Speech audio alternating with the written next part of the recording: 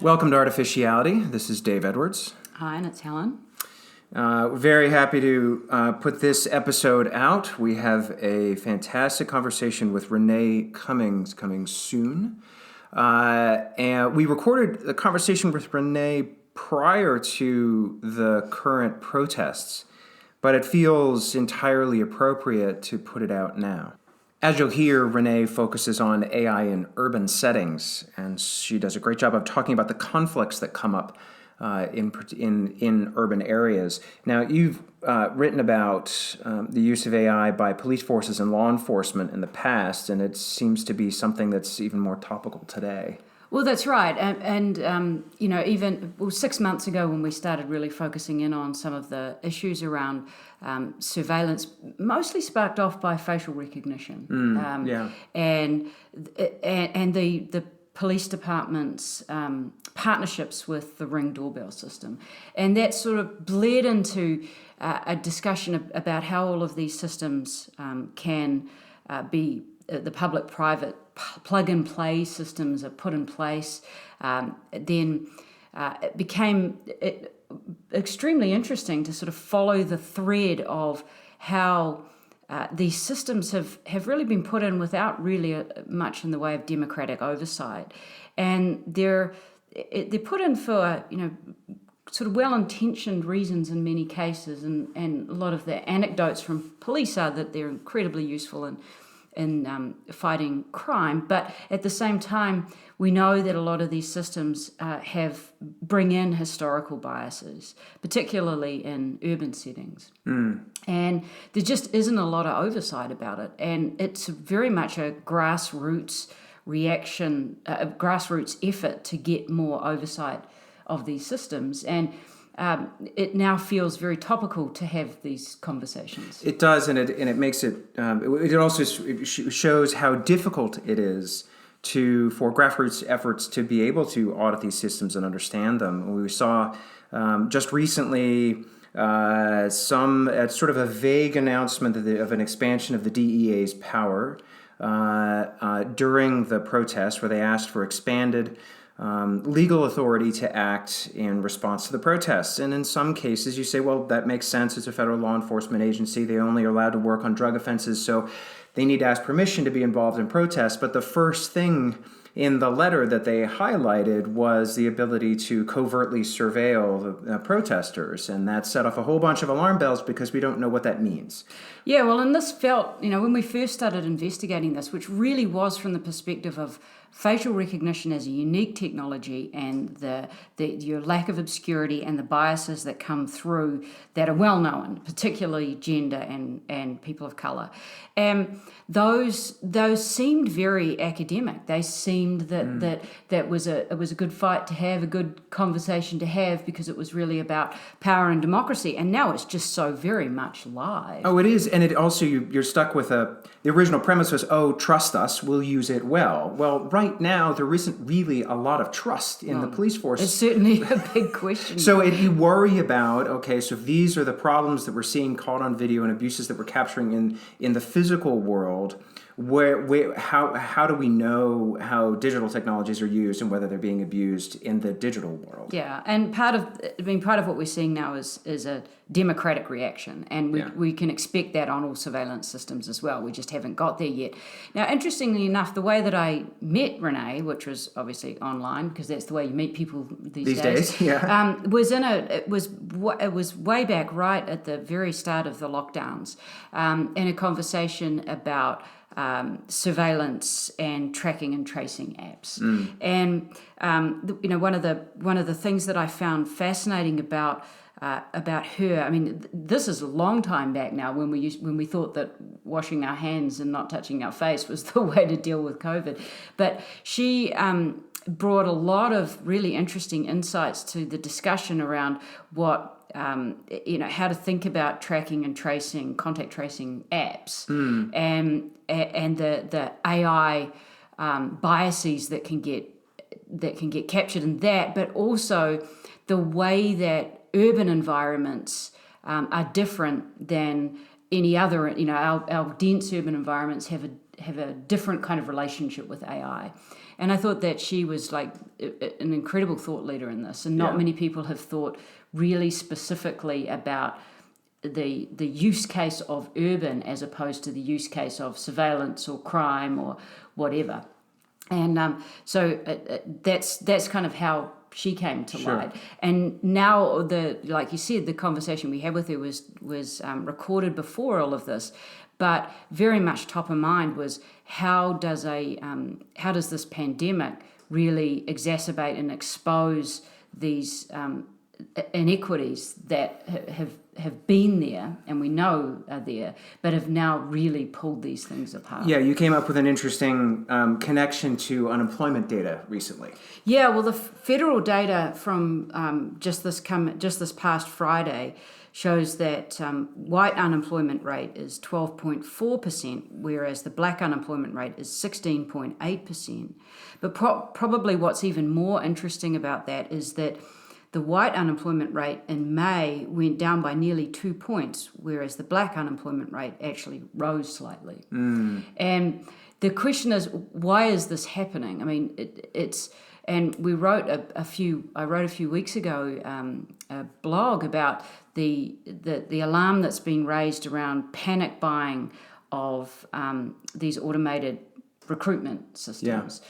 And that alarm was raised by a group in the UK who essentially saying this is, as the economy comes back and as people are rehired, there's quite a scramble to refill the workforce.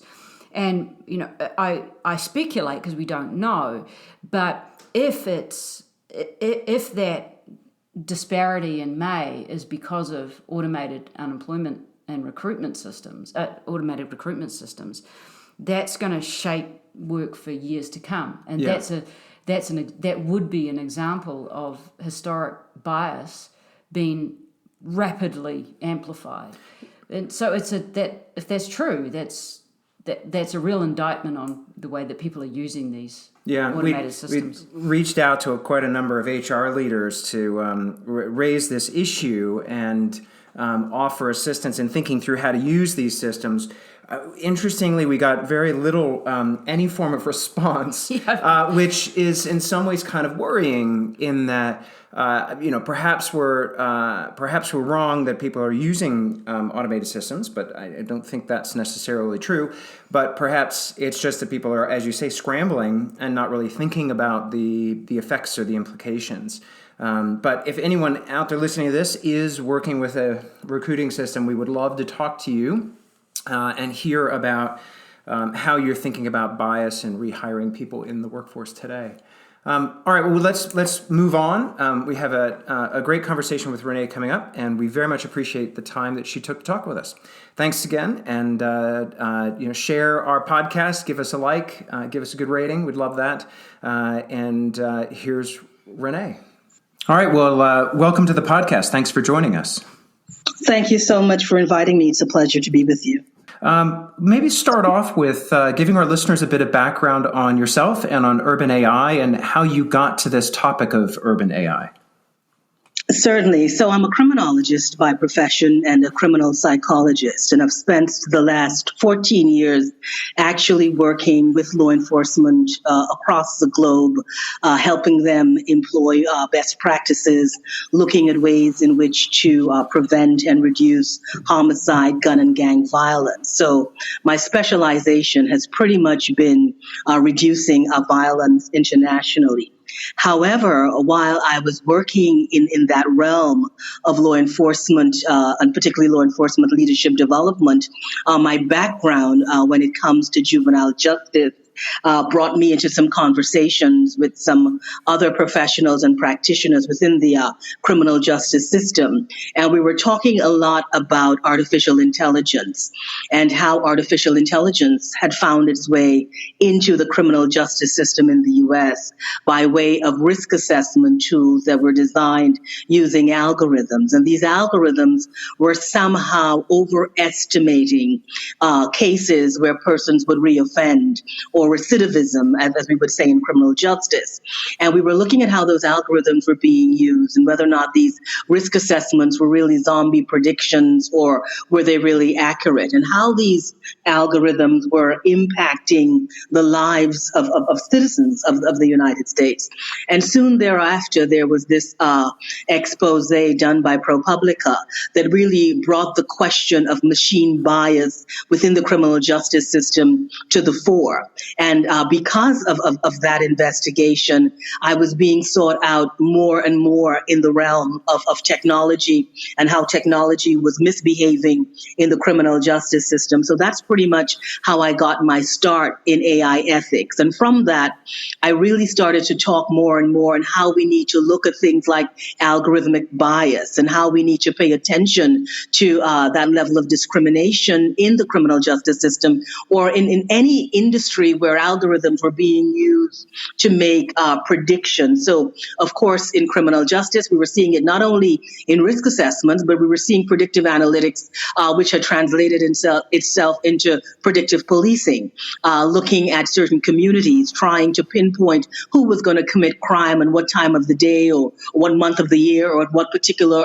corner they were going to perpetrate. So more and more, we were seeing predictive analytics being used in policing, and some of the judgments or some of the predictions were really off course or off base. So again, and then soon after that, facial recognition, another tool that police wanted to use. So we started to see that many of the systems being designed, developed, and deployed, many of those artificial intelligence systems were being used in law enforcement. So I think I became soon after the sought after person for many organizations to really discuss that question of algorithmic bias and algorithms behaving badly. One of the things that really leapt out at me once I sort of got into this area is seeing how easy it was for people in the law enforcement community to grab hold of these tools because they're incredibly powerful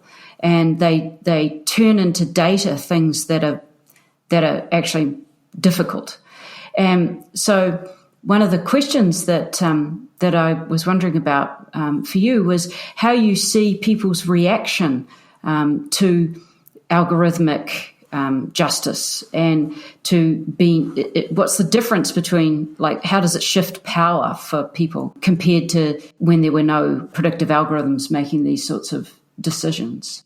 I think many individuals are really not aware about how AI has been impacting the criminal justice system or many of the industries where we're seeing some challenges. For criminal justice, these issues become life and liberty matters. So it's really, really important that we do more public education. But it's not something that we're seeing across the board. Many citizens are using artificial intelligence systems. Many citizens are already engaged in algorithms and algorithmic bias. Many of them may not appreciate the fact that when you use Netflix or when you use an online shopping app, or many of the decisions that they think they're making are being made on their smartphones by algorithms. So it's not a conversation that has been really public in that regard. I think algorithms misbehaving or the sorts of risks and biases we see in algorithms are still conversations at the level of tech, at the level of tech governance, at the level of ethics in tech. And it's really not become mainstream. And I think one of the things that I have started to do is really deconstructing those big topics and distilling them down into the mainstream, because it's really important for citizens to have that kind of conversation. So again, when it comes to criminal justice or any industry, I don't think people are really familiar with how algorithms are working and how these algorithms are really impacting their daily lives. Many people may have been rejected, from a decision from a financial institution with a credit credit decision, with a mortgage decision, with many decisions, and really don't understand where that rejection is coming from. And that's one of the challenges, I guess, with the algorithms and what we've been seeing in the criminal justice system is that need for ethical AI, responsible AI, explainable AI, why we need to access the black box, why we need to know how those decisions are made for issues of accountability and transparency and fairness, because big decisions are being made about people's lives across the board, from criminal justice to many other industries, and people really don't know what's happening. Do you think that that lack of understanding extends into governments and law enforcement agencies that are deploying AI as well? I think so. I think it's about expediency. I think when it comes to law enforcement, we appreciate that they want solutions, and they want real-time solutions to crime, because it's about public safety and it's about quality of life. But I think the eagerness and the zeal in which we want to catch criminals or deal with perpetrators or put people behind bars or arrest ourselves out of a crime or criminality issue is making us probably grab the opportunity to use technology without that consciousness and that vigilance to understand big ethical decisions are being made. And many times technology is not as neutral or objective as we think it is, and it's often making decisions. Some of those decisions could be discriminatory. Some of them could be biased against particular groups. Some of them may create situations of over-policing communities that have already been policed, or having individuals who are dealing with that data and not really understanding the backstory or understanding that data is never raw, or understanding that many times data could be dirty and it needs to be sanitized. It needs to be distilled. There are different processes. So it's really critical for them to have an ethical approach to understanding the data that they're using. But because we live in a world where we want instant solutions, we want to just, add water, mix and reduce crime. Technology is proving to be the ultimate solution, but it's a solution with additional costs that we've not been paying attention to. And I could see how it'd be quite easy for governments and law enforcement to see the answer from the computer as a correct answer, right? Because we're used to computers running on rules that are established and set, and those rules the computer doesn't deviate from the rules that were programmed into it. But now when the computers are making decisions based on data and learning from the data and making interpretations out of the data, the validity of the answer is a totally different thing. But we instinctively, if we've been using computers for the last number of decades, we're used to just, I press 2 + 2 and it gives me 4. That is just the rule that's baked into the system. But now when a picture is put in and somebody's face is in it, it's making an interpretation about that person based on labeled data that goes back when somebody labeled it in the past, and we don't really understand the history of it.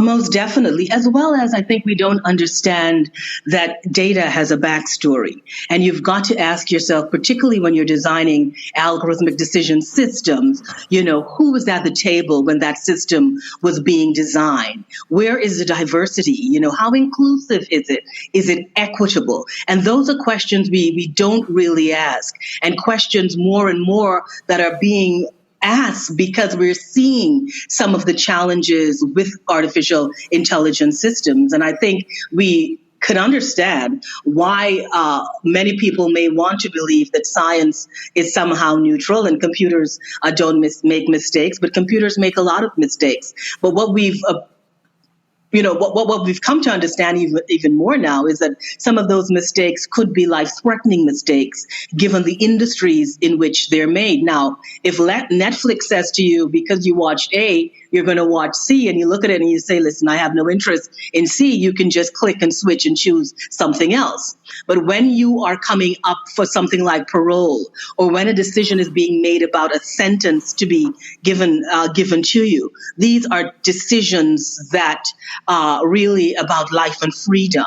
And it's really, really important to ensure that all the checks and balances are in there, to understand that these systems need to be really assessed for algorithmic bias, and to understand that there needs to be some measure of due diligence and some measure of due process and duty of care. And these are critical issues that need to be attached to those scientific numbers. Yeah, and it also seems that one of the big challenges is that in the past, all of these systems were like big kind of enterprise scale systems, and when they're put into production, there's a lot of people involved. There's at least some sort of oversight process. There are things like privacy commissioners in different parts of the world, or other democratic processes and institutions. But if we take something like that's been in the news a lot recently, which is Clearview AI, the way that Clearview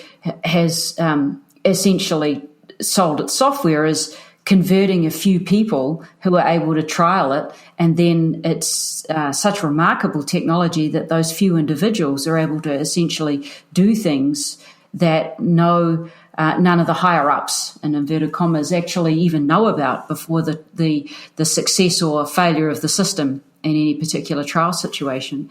That seems to me to also be different. It's not just the fact that there's these incredibly powerful algorithms, it's that there's all of our old style checks and balances can't keep up with the way the technology actually gets deployed. Definitely. And I think that's more and more why you would find at the governance level, we're looking at legislation, and certain recommendations are being made, or certain demands are being made. So things like algorithmic impact assessments, or are different tools that you could use to run the system to ensure that, the bias has been checked, because it's just really important. And I think more and more that conversation about AI ethics, or about machine bias, or about just data ethics. It's going to be a louder conversation, particularly because of the novel coronavirus and COVID-19, and what we're seeing right now when it comes to surveillance technology as a critical aspect of prevention when it comes to a pandemic. So again, the conversation is getting louder, but it's getting louder within the industry as opposed within the communities, as opposed within many publics who need to be privy to this information. Yeah, it's almost like the pandemic has just amplified things that were already latent. It's just brought the future faster. Most definitely, because I think what we're seeing is data is critical to dealing with this pandemic. Data is probably one of the best weapons we have to fight the novel coronavirus. What we're also seeing is that because of that data, we can come up with the medicine that's required, the vaccine. We can come up with all these public health approaches that are needed right now, because what we've understood is that epidemiology didn't update its playbook in 100 years. So many of the approaches being used as public health measures are really archaic. So pen and paper contact tracing could never compete with an app. And we need things that are real time. We need things at scale because we want to live. But then there's the question that we want to live and we're giving up our data. So it becomes an issue of privacy versus public health. And although people want to live, and although the trade-off is if I have to give up a little bit of my personal information for life, I'm going to do that. But then the bigger questions become, who's collecting that data? What are they doing with that data? How are they going to dispose of that data? Are they going to dispose of that data? Do I have the right to be forgotten? Do I have the right to go into an app and change my information? So there are many big questions that are happening at the same time. But what many of the developers are saying, this is wartime, this isn't peacetime. And we've got to think about whether or not we are doing things in a state of panic. We've got to think whether or not we have the requisite due diligence around the approaches or around the design and the development and the deployment. And we've really got to think about the question of trust as well. Who do we trust with our information? So there are many, many issues, particularly when it comes to surveillance, that are coming to the fore again. And I think because of the crisis that we're in, many individuals are saying, listen, This is my data. If it's what's required to keep me alive, I'm willing to give that up. But there are big questions now of governmental abuse, of law enforcement using that information against you, questions of power, and questions of, who's doing the regulation. And again, that measure of public education that's required, because we don't want it to become a situation where, people are accessing healthcare and it's a situation of forced consent where you're willing to sign away, your rights just for healthcare. We don't ever want it to get to that situation.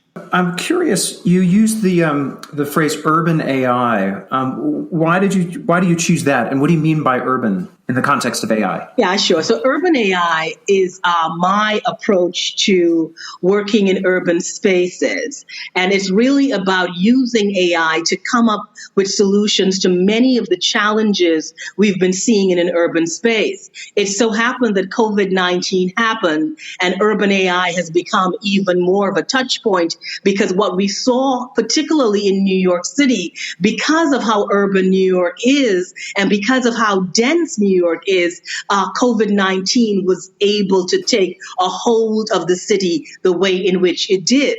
Now we're seeing, as we take a phased approach to releasing that pause button and trying to get New York back in gear, we're seeing that many of the solutions to the challenges that we now have, how do people go back to work? How do people socialize again? Can people go to restaurants? Can people access sports?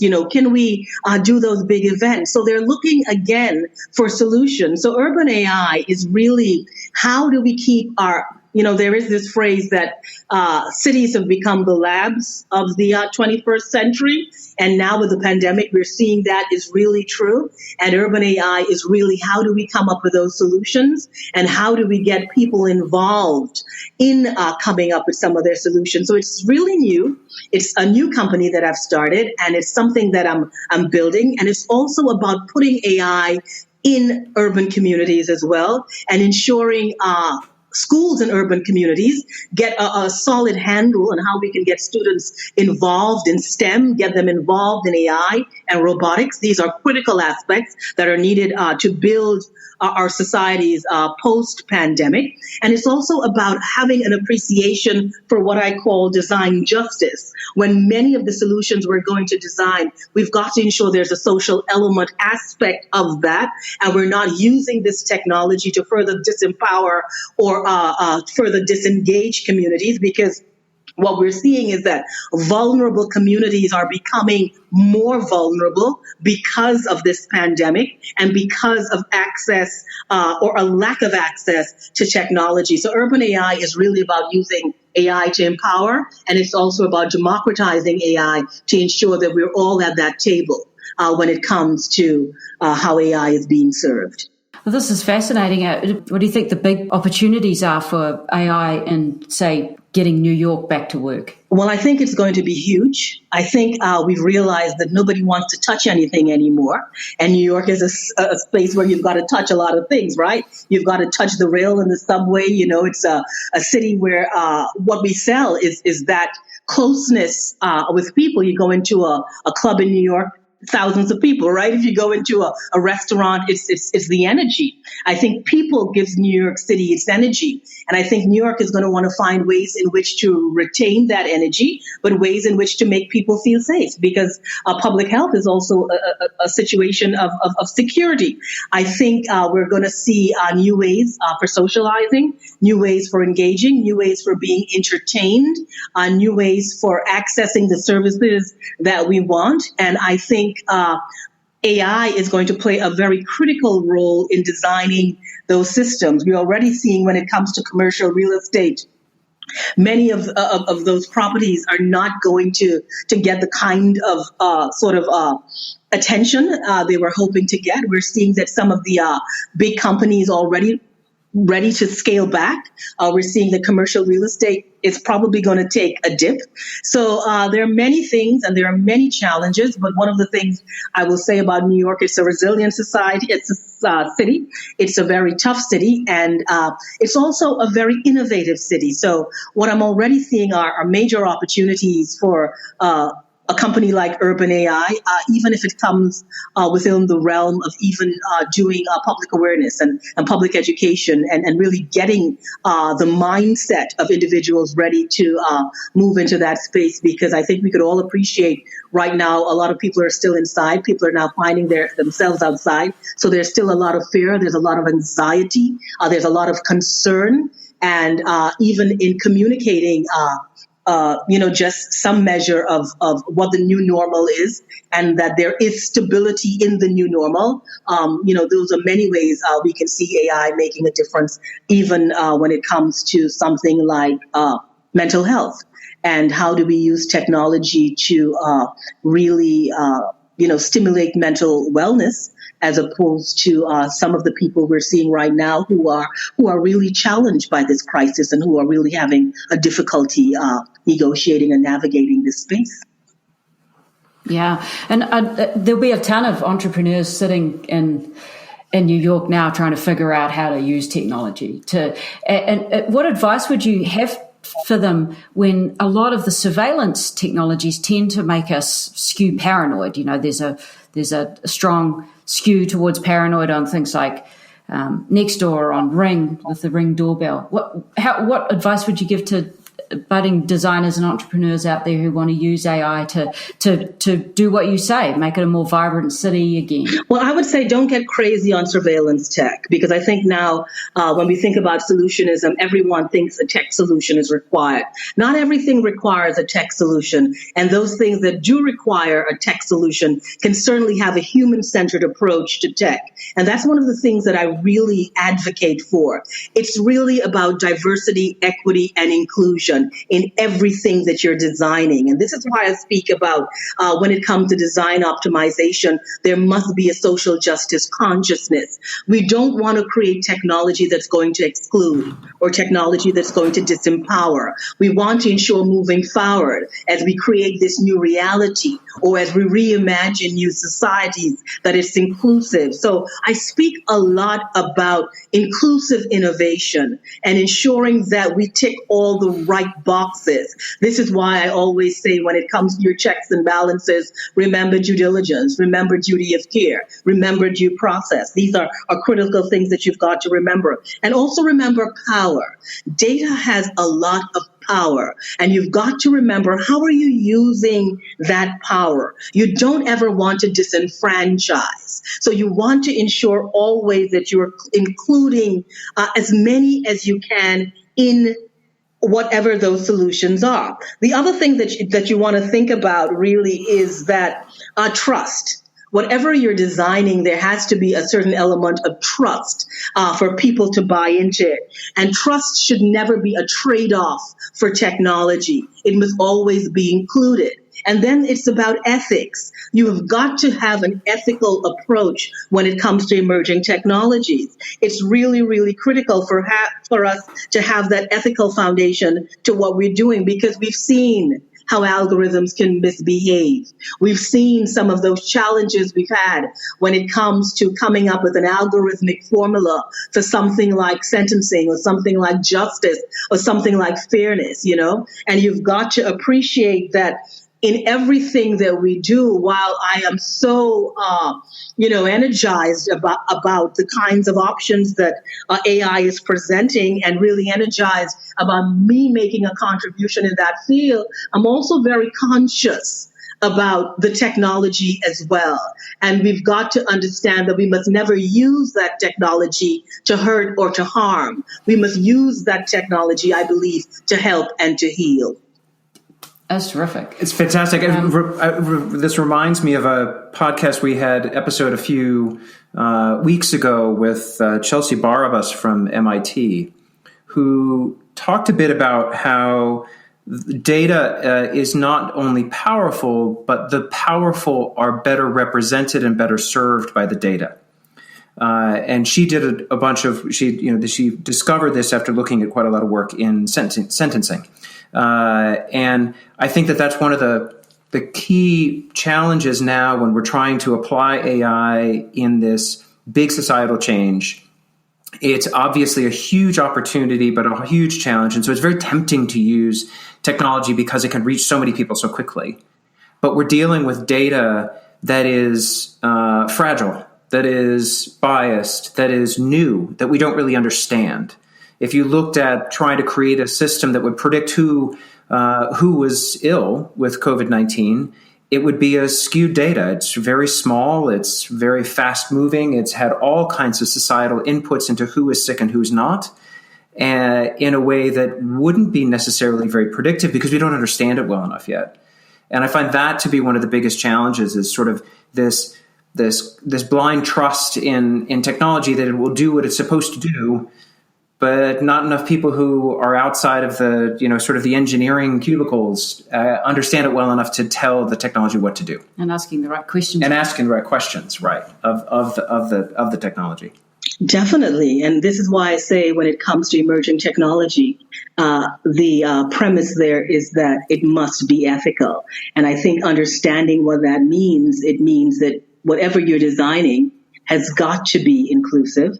It has got to be equitable. It has got to be diverse. It has also got to be fair. There must be ways for us to really challenge it, right? So accountability, transparency, these are critical to that ethical approach. One of the other things that I've been advocating for is that companies really need to look at their governance structure, the culture of the organization. Is it a culture that embraces an ethical approach to artificial intelligence or any sort of data-driven technology? The other thing that you want to think about is that you're not sacrificing innovation for ethics. A lot of people see it as two competing areas, ethics versus innovation. No, there can be ethical innovation, and that is what we've got to strive for. The bottom line is important. I think we all appreciate that. Profits are critical, but people are also involved. And what we're seeing is that data has a long life. It lives on longer than many of us can actually live. And that is what we've got to think about. So we know that we are in a situation that we have never been before. We also know that technology is that great weapon that we can use for the fight against COVID-19 or further pandemics. We're seeing that. We also know those old, dated, archaic approaches to epidemiology are not or no longer effective or efficient in this fight. So data is where we need to go, and we need to use it to build the systems that are required to save lives, preserve lives, ensure that the quality of life that we have post-COVID-19, or while we're waiting on the vaccine for those who are waiting on it, or while we're waiting on the antivirals, or whatever we're waiting for, we still have data that can help us. How do we socialize? How do we isolate? How do we track and trace? How do we quarantine? All those things are critical, and we need data to help us in this fight. But we've also got to ensure that while people want to live, they don't want their data to be used against them. So this is why we've got to understand for the solutions. If they're healthcare solutions, are they solely healthcare solutions, or will our data be in the hands of law enforcement, national security, homeland security, defense? We've got to think about that, because we're already seeing in certain countries that much of the data that's being collected because of this pandemic is being collected with the assistance of law enforcement. So we've all heard about surveillance capital. We've all heard about the police state. I think what we want is law enforcement to work for us, not law enforcement to work against us. And these are some of the big questions. What we are really advocating for our designers or individuals who are at the table when AI systems are being designed is that you need to come to the design process with a particular or requisite level of consciousness that understands discrimination, that understands bias, that understands justice, that understands equity, and that understands that what we are designing now is to future-proof society, not to ensure that certain groups become more vulnerable, or certain groups are victimized or re-victimized or disenfranchised in the process. Well, you definitely sound that if the power structures are put in place correctly, and the right people are at the table with the right knowledge, you sound pretty optimistic that there's actually a silver lining here. Well, I am. I think the silver lining is that we have the technology that we need to create the systems that we need to ensure that, life, liberty, and that pursuit of happiness is still a reality for all societies. I think that's the silver lining, that AI can deliver on that. I'm not saying it could deliver on it immediately, but what I'm saying is that we have the technology, we have some of the brightest minds available across the world.